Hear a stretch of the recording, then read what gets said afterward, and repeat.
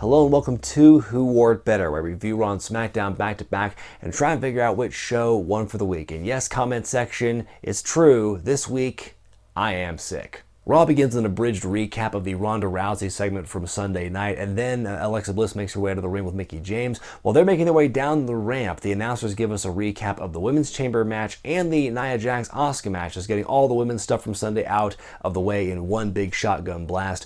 Also, they mention that, this must have happened off camera or something, because a lot of people are going, well, Asuka hasn't made her decision yet. She hasn't decided who she wants to fight yet. Well, the announcers pretty much did that work for her, because they said that it's pretty much confirmed that she's going to be facing Alexa Bliss for the championship at WrestleMania. Unless, they're going to totally bait and switch us later on, but at this point I don't think so, based on what the announcers said and the way the story was written on Monday, which I'll get into.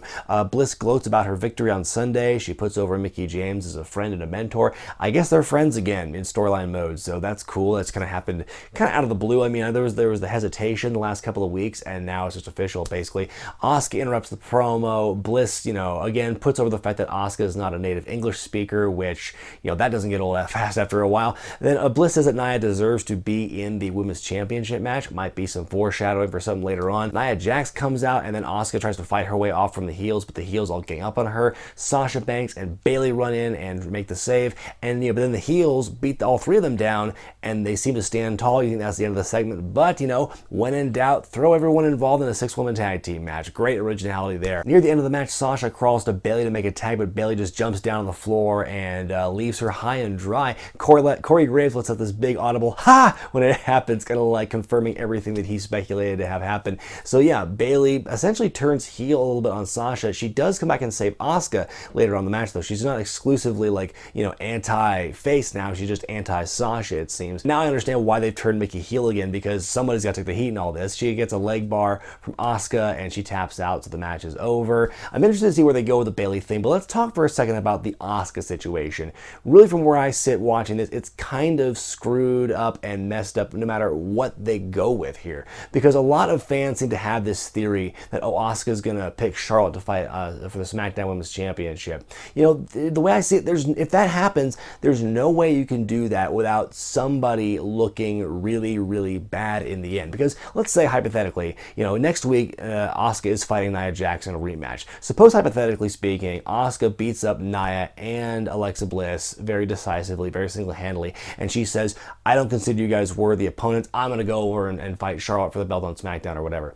Well, then you've just taken a big old shit on the entire Raw Women's division. And I know that it's not that strong to begin with, but let's just pretend that they have some honor and credibility here. But yeah, if Asuka just decided to leave and say, well, the champion's no good for me, so I'm going to go over to SmackDown, by shitting on the champion, you shit on everyone she's ever beat, and that's not a very good look. So, meanwhile, the other way you could possibly work this out is that suppose Nia and Alexa beat up on Asuka and take her out of commission for a couple of weeks, and then after Fastlane, Asuka says, well, I'm going to fight Charlotte anyway. This is the way she gets reset and reintroduced to challenge Charlotte. Then it looks like she's running from Alexa and Nia because she doesn't get her revenge. So that's also a terrible scenario. You could also maybe speculate that maybe Charlotte challenges Asuka, but why would she do that? What's her motivation other than the fact that she wants competition? But she's in this feud with the Riot Squad, which I'll talk about later. So really, there's no way that I can see Asuka challenging Charlotte at this point, especially because, like I said, the announcers all but confirmed she's facing Bliss. The writing from this week and what looks to be next week is confirming that as well. So sorry, people, for those of you who are all speculating in the comments section that, she's going to fight Charlotte, I don't think it's going to happen. And so, again, there's really no way you can pull that off without really taking a dump on somebody, be it Asuka for making it look like a coward for running from the heels, or the entire Raw division, Raw Women's division, if Asuka decides to say, peace y'all, I'm going to go over to SmackDown where the real competition is. Really the best outcome I can see with the Raw Women's title picture, because like I said in my Elimination Chamber review, Asuka's already beaten Alexa Bliss clean, so where's the appeal in that? The only real thing I could see is having Nia Jax be added into the match and make it a triple threat, which would completely defeat the purpose of Asuka going over at Elimination Chamber Chamber against Nia in the first damn place. John Cena comes out to the ring. He is downtrodden and sad and heartbroken because he does not have a clear path to WrestleMania. He says he failed at the Rumble, he failed at the Elimination Chamber, but he is happy because he's figured out a plan. He's gonna challenge The Undertaker at WrestleMania, which gets this big pop, and then he says, but it's not gonna happen because I've been told it's impossible. So, classic troll move by John Cena there. He says he's going to be doing whatever it takes to get to WrestleMania. See you tomorrow night, and we certainly will. I'm not sure if this was an official match or not, but Bray Wyatt just beat up Heath Slater and Rhino, basically in a kind of a 2-on-1 situation all by himself. I was just wondering on Monday before the show began, I wonder what they were going to do with Rhino and Slater this week, or where they're going with that storyline they were doing. I guess this was the answer. Then Bray gets on the microphone and says Matt Hardy made him beat these poor lackeys up, and says like, this match, the Great War is not over. God, I'm hoping that Jeremy Borash could help contribute to their eventual blow-off match whenever this happens. Hopefully, maybe they have a big old outdoor fight or something in Bourbon Street on WrestleMania. That'd be pretty funny. The Miz comes out with a Miz Taraj and cuts another one of his classic close to the truth promos he's gotten so good at in the last couple of years or so. He trashes the city of Anaheim. He brings up how close he is to breaking the all-time Intercontinental Championship title reign record. He says he deserves to fight Lesnar at WrestleMania. He's hopping mad because he doesn't know who his opponent's going to be at Mania for the IC Championship. Then out comes Seth Rollins, and again they have a match. It's a very good match between the two of these guys. Rollins clears like 3/4 of the ring with a frog splash to end the match, which was just crazy to see. Great distance and athleticism by Rollins to make that move. So he wins the match, and then right after the match is over, Finn Balor comes out down the ring, and suddenly we have another match. But the match ends in a DQ immediately because the Miz tries to jump in and beat up Finn Balor and stuff, and then Gallows and Anderson make the save. Kurt Angle shows up on the big screen, says that the Balor Club and that the Miz Taraj are all barred from ringside. This match between Balor and Miz is happening, but why? Why are we having this match now? Why are you putting Miz through all this? It's another solid match. Kudos to Miz for working back-to-back matches here and doing very well for himself. Finn wins the coup de grace, but how is this supposed to make Finn look good? Because he's just getting the sloppy seconds after Miz just lost to Seth Rollins here. He had a very competitive match against a guy who just wrestled. So how good does that make Finn look? And suddenly now it seems that Rollins and Balor are kind of in line to fight Miz for the IC title at WrestleMania. A triple threat match between those three guys I'm all in favor of, but the way they booked it here on Monday seemed really weird. Why couldn't they wait to have the Miz Balor match next week? Why they have to have them happen stacked one after the other? It just seems really weird. Are we supposed to be feeling sympathy for the Miz here? Because that's what I feel from this. Corey was great on commentary in this match, by the way, because he's like, why don't we get, Abe Knuckleball Schwartz in this match here? Why don't we get this person, that person? Corey was great here on commentary. Roman Reigns makes his way to the ring. Ever since the end of Elimination Chamber and all the way through Monday Night Raw to this point, they were advertising that there were going to be a face-to-face between Reigns and Lesnar because they're going to be fighting each other at Mania. But Reigns comes down and he says, I'm going to tell you all the truth. Lesnar isn't here tonight. He was in Vegas on Sunday, but he wasn't backstage at the pay-per-view. He was taking pictures with Dana White, da-da-da. And then, then we get what is easily Roman Reigns' best promo I think he's done, if not ever, certainly in the last couple of years or so. He passionately defends the locker room and talks about how he and everyone else is busting their ass and Lesnar just comes and goes when he wants, basically echoing the sentiments from a lot of fans' perspective on Lesnar and how he is kind of like treated in the company. He acts as though he's being a naughty boy and going against the rules for saying this stuff publicly in the promo, but obviously he was told to say what he said, or at the very least he got the green light to say some things about Brock here, and it's in light of what seems to be going on with Brock here. So rumor has it that it's more hardline negotiations by Brock because he's kind of using his potential UFC return as leverage against WWE for more money or whatever. There's a very small part of me that thinks this is just, partially at least a work on the part of WWE trying to stoke the fires and stuff. Just the timing of this and how similar this rings to what happened around WrestleMania 31 time when Lesnar was in negotiations with UFC. It just seems too similar here. Why would it be happening again here? It seems like the timing is too convenient. And hey, let's also have Roman Reigns cut this badass promo where he buries the shit out of Lesnar and questions his integrity to help the fans get on his side.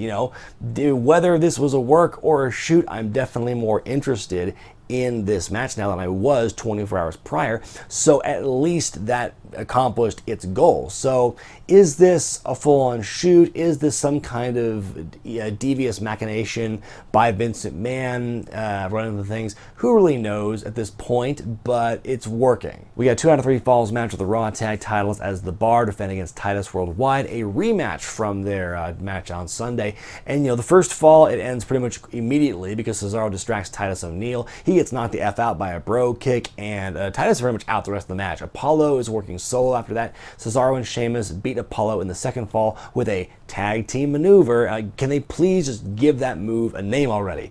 After the match, they're interviewed in the ring, and then Sheamus says, we're probably going to be punished for the fact that we've beaten all these teams. There's no one to face at WrestleMania because there's no one to beat, which is a pretty damned accurate statement. I don't know who you could really have at this point that makes sense. I mean, as I'm talking right now, I think it'd be funny if you had like Bray and Matt Hardy form an unlikely alliance and dethrone Cesaro and Sheamus for the titles at WrestleMania. Wouldn't that be fitting, because it was the Hardys who ruined Cesaro and Sheamus' time at WrestleMania last year, and, it's a makeshift tag team, and Cesaro and Sheamus were a makeshift tag team when they first formed. It would be very poetic, I think. It'd be kind of silly, but I mean, I don't know. Literally anything would be better than the fact there's no competition now for them at come WrestleMania time. They announced the recipient of the Warrior Award for this year's Hall of Fame class, 15-year-old Jarius J.J. Robertson from New Orleans. He's the 15-year-old namesake of the Jarius Robertson Foundation, which is all focused on organ donation. It takes lives to save lives. I never heard of this kid before, but just based on the package alone where they talked about him, he sounds like he's had an amazing story of survival and perseverance. So, definitely I think he deserves the award. We can talk to Blue in the face about the irony of a humanitarian award being named after the Ultimate Warrior, but at least the goal and the message of the award seems to be symbolized very perfectly here with this kid. Also had me thinking, by announcing the Warrior Award for this week, does that mean that's it for the class of 2018 for the Hall of Fame? I know it's going to be hard to top last week's announcement of Jeff Jarrett. That totally blew me away. I never in a million years would have seen Jeff Jarrett get in the Hall of Fame, even though he's immensely qualified for it. Even if you don't include his stuff in TNA, I think that he's very qualified for it, but he left on such bad terms, not once, not twice, but 3 times with the company. It'd be hard to accept him in the Hall of Fame, but son of a gun, they've done it, which is an amazing thing. So, but they still don't have their celebrity inductee. They don't have their dead person yet. So, I mean, the Hall of Fame class does not seem complete as of yet, but maybe it's a short class this year. I don't really know. I forget where Eric LeGrand was announced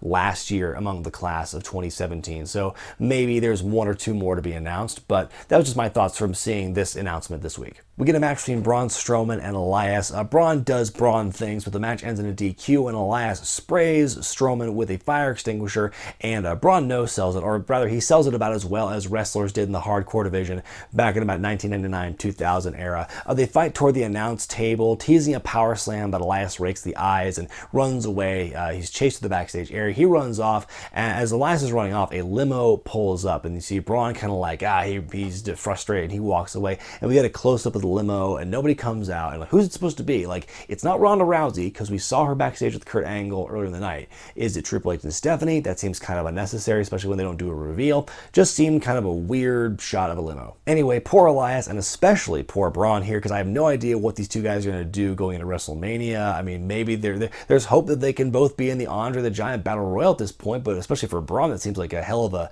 a bad consolation prize. In our final segment of the evening, according to Stephanie McMahon, the road to WrestleMania begins with an apology from GM Kurt Angle. And as she's talking, Ronda Rousey speedwalks her way down the ramp and is getting ready to confront Stephanie over what happened on Sunday. Then Kurt Angle talks her down. Ronda speaks very strongly against Stephanie, which is a great turnaround from Sunday. I was talking with R. Felix Finch on the phone about this today. In the first fight between Ronda and the microphone won on Sunday. Then Ronda got her win back on Monday, and now the rubber match is going to happen somewhere down the line. So Kurt Angle walks back his statements from Sunday where he says that, Stephanie and Triple H were hiring Ronda to put her under their thumb, says he needs to keep his job. And then, of course, Stephanie was saying he has double pneumonia, he has the flu, whatever. It's messing up Kurt's brain. So Steph and Triple H are happy with Kurt's apology, and they're about to leave.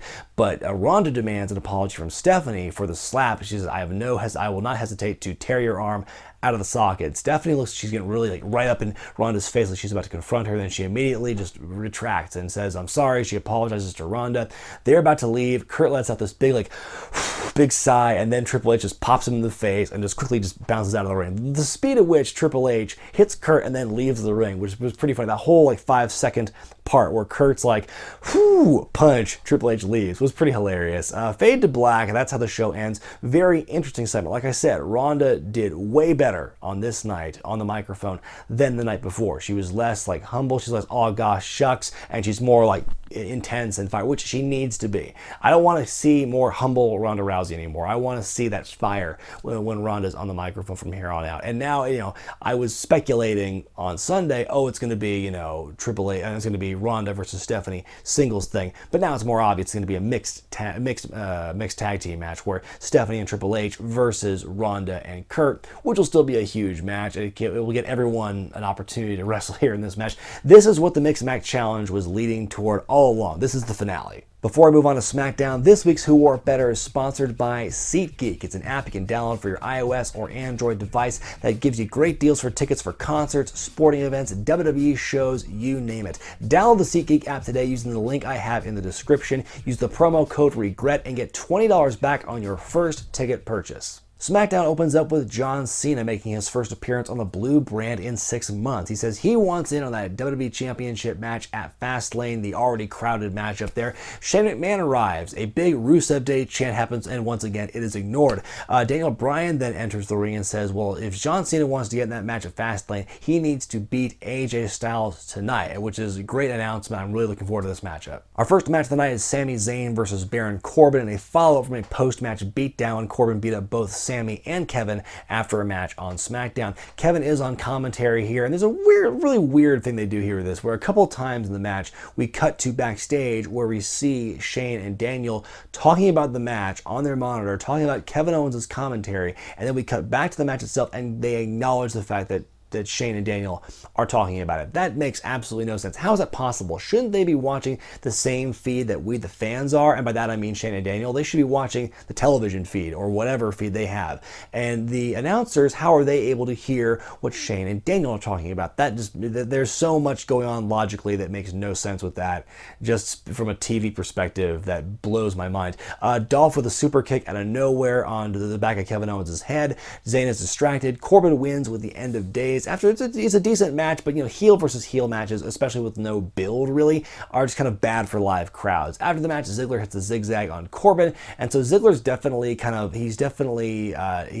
he's not discriminating against who he's attacking, and we'll see more of that tonight. Our next match is Naomi versus Ruby Riot in the endless, never-ceasing rivalry between the Riot Squad and the top female faces of SmackDown Live. It's a decent match. Ruby wins with the Riot kick, and now she's 2 down, 1 to go. Now, I know I missed last week's SmackDown, so I forgot. Apparently, they reset because before last week, it was Charlotte with 2 down, 1 to go on the Riot Squad. Then they had the tag team match last week. The Riot Squad wins that one, and then Riot wins here against Naomi. Now she's 2 down, 1 to go. We're just going to be trading wins back and forth till we get to WrestleMania. I mean, good God Almighty, can we just move on from this feud, please, or just have the blow off be at WrestleMania, Riot versus Charlotte for the title, and just end it? Backstage, we see Josh Duhamel visiting Breezango and The New Day. He's there to plug the crime drama he's in about Biggie and Tupac, which the USA Network's been plugging for what feels like a year. Anyway, we go to a New Day and Usos promo off in the ring. They'll be fighting for the tag titles at Fastlane. We've got text popping up in the midst of Big E's intro for their opening bit. Now we went from the text showing up in these cell phone videos now to text popping up on live feed, which is just awesome. Let's get more text popping up everywhere the whole show. Things get really good when the Usos come in. They have a very fiery, passionate promo talking about how this year they're finally going to get on the proper WrestleMania card. And then Big E cuts them off and throws some heaters of his own on the mic, which is great. It's rare to see Big E get so fired up and so angry, but that's what he was in this promo here. Very good stuff. Before things come to blows, the Bludgeon Brothers come out and interrupt, and the Usos and New Day powder, and they let the Bludgeon Brothers just stand there. And I guess by the rules of promos, the Bludgeon Brothers win the segment just by walking in there and letting the other guys powder out. A really good promo work by both teams here. Curious to see where the Bludgeon Brothers will fit into this after Fastlane or maybe at Fastlane. Backstage, Bobby Roode and Randy Orton have an encounter. Orton says the US title is the one belt he's never won in WWE, even though he did win the belt for Booker T one time several years ago. They're still talking about this stupid top 10 list. I never thought in a million years that, you know, this whole introduction for a top 10 list was the catalyst for some random mid-card feud between Roode and Orton and Jinder, who also, he had a dark match, but he wasn't like on SmackDown proper tonight. That's the whole reason this top 10 list exists, is just to give these three guys something to do for some reason. We get Aiden English versus Shinsuke Nakamura. It's 2 weeks in a row with no Rusev match, which is pretty sad. He is involved in this match, though. He does interfere on the behalf of Aiden during the match here. He kicks Shinsuke in the face before commercial break. It is a surprisingly competitive match. Aiden English looks better than he probably has in a long time in a singles capacity here against Shinsuke. He holds his own, but he ends up falling to the Kinshasa. Great momentum for Shinsuke here as he goes into Fastlane to do what? I have no idea, but he is, of course, you know, great momentum for him going into WrestleMania. As he is leaving, Cena makes his way down for his entrance. They cross paths. Then we get our main event of the evening of John Cena versus AJ Styles. The history between these two guys, you know, goes without saying. These two put on great matches every time they're in the ring together. It's been a while. It's been over a year since these guys had a match, but they pick things right up where they left off. Great competitive stuff here. We don't get to see the whole match because of the commercial breaks, but what we do see is very good stuff here. Lots of finisher kickouts, and AA onto Styles through the announce table, and there's a great moment when AJ's getting up. He's actually like holding the hand of like a guy in the front row who's helping him pull up and stuff. Great selling by AJ here. Calf crusher by Styles. Cena rolls out of it, hits the AA to win the match. It's like his 5th AA of the night. So he beats AJ, and now he's officially in the Fastlane title match. Now it's a 6-pack challenge. Can we add some more people to get more people we want to add to this match? We still have a couple weeks, man. We can still fit some more people into this match, make it an enormous 8-way match. Why not? Then Kevin Owens and Zayn make their way to the ring, and then while that's happening, Corbin jumps Cena from behind. The heels are all beating up on Cena and Styles. Dolph Ziggler runs in and makes the save. It seems maybe some kind of mercenary figure. He's not discriminating against who he's fighting, but then after they're in the ring for a second, Ziggler decks Styles, and he goes to attack Cena, but he eats an AA right as the show fades to black. So, you know, great main event, a chaotic ending to the show, which I liked. Chaos is good sometimes. I like shows that end in a big fracas, however you say it, as the show is just wrapping up. That's always a kind of a fun way to end things. Time now for me to decide which show won for the week, Raw or SmackDown. This week I'm going to go with SmackDown, just kind of a personal preference thing. I think, you know, Raw did have some good moments, but a lot of head scratchers as well that left me just kind of confused and or upset. You know, things I liked about Raw, Bayley turning her back on Sasha. I wish they capitalized more on that, did more as a follow-up with that later in the night. Miz fighting Rollins and Balor from a pure match standpoint was great, even though the logic of the booking is very counterproductive because it makes Balor look cheap and it makes the Miz look sympathetic, neither of which I think they were going for there. Roman's promo, I cannot overstate how good Roman Reigns was on the microphone here, blurring the lines between kayfabe and reality. You know, what is real when it comes to the Brock Lesnar thing, the details of which we don't really know for sure, but I'm curious to see where it goes from here. And Ronda Rousey, Kurt Angle, the Authority stuff was a very strong segment as well. But yeah, as far as things I didn't like about Raw, like I said, the booking of Miz and Balor and Rollins was really weird. The Raw Tag Team title match was just, it was excessive. It was gratuitous. It was unnecessary to have that match after what we saw on Elimination Chamber. Why did you have to bring this match out again, only to have Apollo and Titus get so succinctly defeated once again, just to really just twist the dagger into anyone who still supports that team. And then they had the unoriginal 6-woman tag team match. That is the new piss break, which is so ironic because the whole goal of the women's revolution, it would seem, was to try and break the mold and try and break the stereotype that women's matches are the piss break. Now they do these 6-woman tag team matches so much and there's no meaning behind it. It's just such a creative waste to do that's kind of what it is now. It's kind of pointless. As far as SmackDown goes, like I said, I really enjoyed the Usos New Day promo. That was a really strong segment by both teams there, and even the stuff with the Bludgeon Brothers, kind of an interesting kind of way to cap it off. Very kind of, it leaves things inconclusive, but I think it was kind of the best way to end it. Cena versus Styles, terrific main event. Probably one of the better, probably the best match of the two nights in my opinion. What I didn't like like about SmackDown? Again, just the never-ending feud between the Riot Squad and the other ladies. Just let's wrap this up already. I mean, it's just one of those never-ending things we see on SmackDown that they just beat to death over and over and over again. So, you know, SmackDown does get a lot of flack these days, and justifiably so for their booking, but I find this week's show to be better than Raw for this week. Let me know what you guys thought about Raw and SmackDown in the comments section below, and vote for which show you thought was better in the gimmick in the upper right-hand corner of your screen. Be sure to thumbs up this video if you like it, subscribe to Wrestling with Regret, buy the t-shirts at ProWrestlingTees.com, and check out Patreon.com/WrestlingWithRegret for exclusive perks and bonus content. I'm Brian Zayn, and I'll see you next time.